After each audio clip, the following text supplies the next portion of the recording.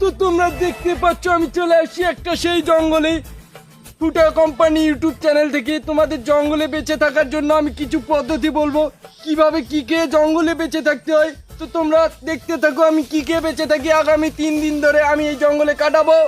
বন্ধুরা আমাকে বেঁচে থাকার জন্য তো কিছু খেতে হবে, আমি খাওয়ার সন্ধানে আছি। বন্ধুরা দেখতে পাচ্ছেন ওখানে কি যেন একটা ঝলমল করতেছে, দেখে তো মনে হচ্ছে এটা হাতির গু। কালকে মনে হয় হেগেছে, মালটা খেলে আমার খুব প্রোটিন হবে, একটু চেখে দেখি।